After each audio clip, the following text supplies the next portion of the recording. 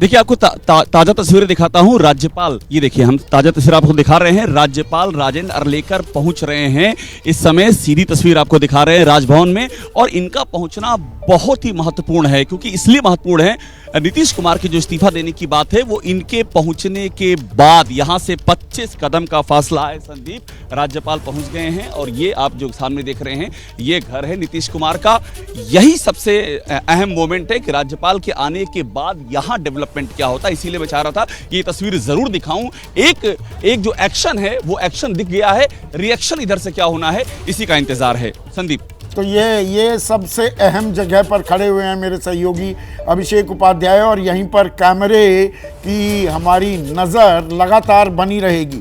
लेकिन जो कानूनी पहलू है और उसमें राजनीतिक दांव जो अब जेडीयू चलती दिखाई दे रही है, अंकित, नीरज कुमार आकर कहते हैं कि अरे देखिए लैंड फॉर जॉब स्कैम, वो तो 2008-9 का स्कैम था ना, आज का थोड़ा है। 15 साल से आपको पता था, अच्छी भली 1.25-2 साल से सत्ता की मलाई आप खा रहे थे, अब आपको भ्रष्टाचार भी याद आ गया। बिल्कुल संदीप जी, और यही राजनीति है। जब तक आपके साथ कोई है तब तक वो सबसे अच्छा है, और जैसे ही वो आपसे दूर होना शुरू होता है तमाम खामियां नजर आ जाती हैं। और बात की जाए लैंड फॉर जॉब स्कैम की, जिस मामले में चार्जशीट पे कॉग्निजेंस लिया गया है राउज एवेन्यू कोर्ट के द्वारा, तो उस मामले में पहले होगा क्या, ये जो तमाम आरोपी हैं जिसमें राबड़ी देवी, मीसा भारती समेत तमाम लोग हैं, वो अदालत में जाएंगे, वहां से जमानत के लिए पहले वो अप्लाई करेंगे, जमानत मिलेगी तो वो बाहर आएंगे, वरना उनकी मुश्किलें बढ़ सकती हैं। ये कानूनी पहलू हुआ। लेकिन अगर हम जो राजनीतिक पहलू पर बात करते हैं तो लैंड फॉर जॉब स्कैम के लिए लगातार बीजेपी की तरफ से सुशील मोदी बहुत मुखर रहे, और वो जब भी हमला करते थे वो यही कहते थे कि नीतीश कुमार के जो करीबी लोग हैं आज की तारीख में, उन्होंने ही सारे दस्तावेज, उन्होंने ही कोर्ट केस किया हुआ है, और आज वो लालू यादव के करीबी हैं। तो यही देखिए क्या बदलाव हुआ है। अभी तक बीजेपी हमलावर थी, और जेडीयू वो जो जिन लोगों ने केसेस किए हुए थे, फिर चाहे वो लल्लन सिंह हो या तमाम लोग, वो लोग जो है सरकार में थे। लेकिन जैसे ही दूरियां बढ़नी शुरू हुई हैं, ये कहा जाने लगा ये तो भ्रष्टाचारी हैं, इनके ऊपर भ्रष्टाचार के आरोप हैं, इन्होंने घोटाले किए हैं, लोगों का हक मारा है। अरे यही तो वो लोग थे ना जिनके साथ आप सत्ता में थे। लेकिन परिस्थितियां बदलते ही बयान भी बदल जाते हैं, तेवर भी बदल जाते हैं। और निधि, आप जीतन राम मांझी के घर के बाहर मौजूद हैं और बीच में कनेक्शन नहीं हो पाया था, मैंने तब ये सवाल पूछा था, उसे दोहरा रहा हूं। Jitan Ram Manjhi just might turn out to be the proverbial dark horse. मतलब हम नीतीश की, तेजस्वी की, सबकी बात कर रहे हैं, पर भूपेश बघेल का जाना, आरजेडी की बैठक के बाद पता लगता है कि जीतन राम मांझी को तो प्रस्ताव दिया गया था, जीतन राम मांझी को मुख्यमंत्री बनाने की बात, he might be holding the cards. ये भी एक संभावना बनती है क्या? बिल्कुल संदीप जी, देखिए दोनों तरफ इस बात जोड़ तोड़ में दोनों ही पार्टी लगी हुई है, but meanwhile all eyes on Jitan Ram Manjhi. मैं आपको एक बार तस्वीर दिखा दूं इनके घर के बाहर की, पूरी शांति है, लेकिन जितनी शांति घर के बाहर दिख रही है संदीप, उतनी अंदर है नहीं। और अभी इनके जो प्रवक्ता है दानिश रिजवान, वो बाहर निकले, उन्होंने कहा कि आंकड़ों का पूरा खेल है और राजनीति में कुछ भी असंभव नहीं है। ये बात उन्होंने क्लियर अभी संकेत दिए हैं। मैं यहाँ पर रोकूंगा निधि, 1 मिनट आपको रोकूंगा। ये खबर एबीपी न्यूज ने जब ब्रेक की थी कि जेडीयू ने, कल शाम 5 बजे हमने ये खबर ब्रेक कर दी थी कि आरजेडी ने प्रस्ताव भेजा है जीतन राम मांझी को कि आप मुख्यमंत्री बन जाइए, तो दानिश रिजवान ने कहा नहीं, हमें तो ठुकरा दिया है। ये तो ऐसे ही 400 पार हो रही है, आप लोग जो दावा कर रहे हैं।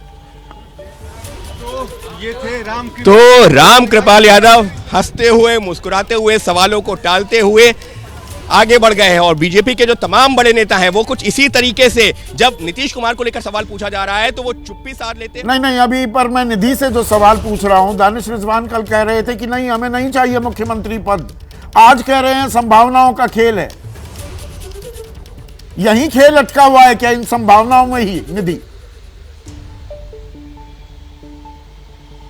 बिल्कुल संदीप, देखिए यही संभावनाओं के खेल में अभी दोनों तरफ की पार्टी जो है वो लगी हुई है। भले ही वो ऊपर से कह रहे हो कि हमने ऑफर ठुकरा दिया, लेकिन ये बात स्पष्ट है कि ऐसा नहीं है कि कोशिश नहीं की जा रही है मांझी से बात करने की, और यही लगातार आरजेडी के सूत्र दावा भी कर रहे हैं। और यही बार बार कहा जा रहा है कि अगर मांझी ये ऑफर एक्सेप्ट कर लेते हैं तब आरजेडी बिल्कुल अभी तक नहीं पहुंचे। 6 बजे का समय बताया जा रहा है भूपेश बघेल के पहुंचने का, और दानिश रिजवान ने भी कहा कि भूपेश बघेल चूंकि पुराने मित्र है इसलिए वो आ रहे हैं, तो भूपेश बघेल की भी तरफ से भी पूरी कोशिश की जाएगी मांझी को मनाने की।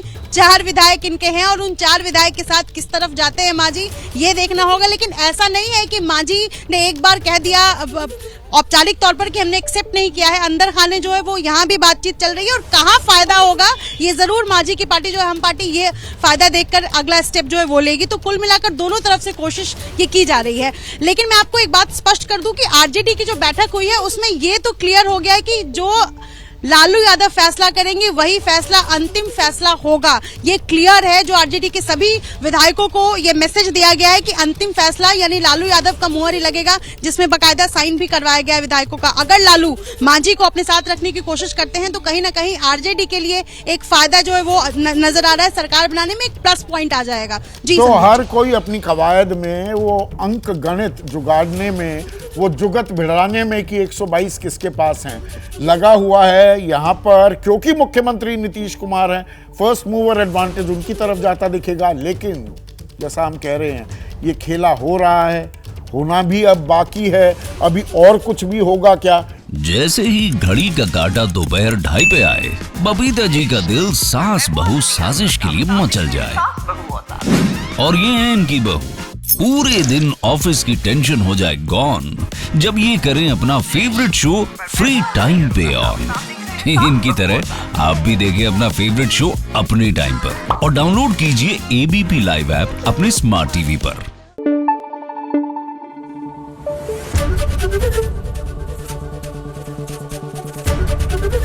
एबीपी न्यूज आपको रखे आगे।